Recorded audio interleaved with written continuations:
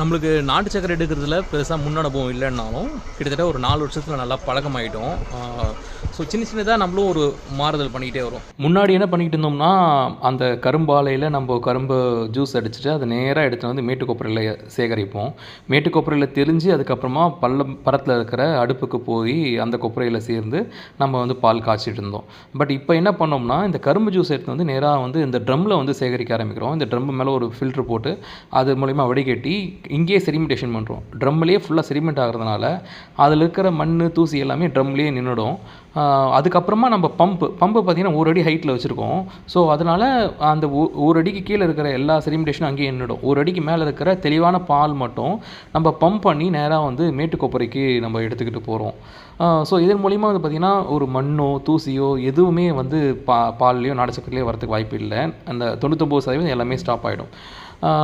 அதுக்கப்புறமா மேட்டுக்கொப்பரையிலேருந்து நம்ம பள்ளக்கொப்பரைக்கு வந்து பால் இறக்கிட்டு அதை வந்து நம்ம காய்ச்சி நம்ம வந்து கரும்பு வேஸ்ட் மூலிமா அதை காய வச்சு அதுலேருந்து நம்ம வந்து வெல்லத்தை வந்து பிரித்து எடுக்கிறோம். நாட்டு சர்க்கரைக்கு பதம் பார்க்குறதுன்றது ரொம்ப அவசியமான விஷயம். நீங்கள் சரியான பதத்தில் எடுக்கலன்னா நாட்டு சர்க்கரையாகவே வராது. அது ஒரு மாதிரி இழுவையாக போயிடும், குழன்னு வந்துடும். அது பதமாக கரெக்டாக இருக்காது. எப்படி ஒரு இனிப்புகள் செய்யணுன்னா பதம் தேவையோ அதேமாதிரி நாட்டு சர்க்கரைக்கும் சரியான பதத்தில் எடுக்கணும்.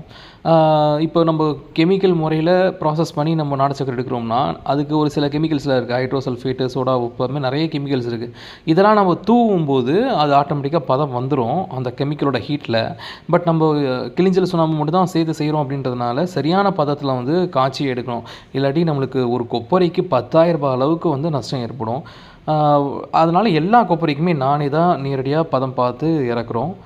இப்படி தான் நம்ம வந்து 100% இயற்கை முறையில் நாட்டு சர்க்கரையை வந்து அச்சீவ் பண்ணுறோம். 100% நஞ்சில்லாத நம்ம அரள் நாட்டு சர்க்கரை உங்களுக்கு வேணும்னா ஸ்க்ரீனில் தெரிகிற இந்த நம்பருக்கு வாட்ஸ்அப் பண்ணுங்கள். 1 கிலோ அரள் நாட்டு சர்க்கரை பார்த்திங்கன்னா கிலோ 100 ரூபாய்க்கு விற்கிறோம். இதுவே 25 கிலோ சிப்பமாக எடுத்திங்கன்னா கிலோ 90 ரூபாய்க்கு கொடுக்குறோம். இதுவே 4 சிப்பம் 5 சிப்பம் மொத்தமாக வாங்கும்போது உங்களுக்கு 80 ரூபாய்க்கு கொடுக்குறோம்.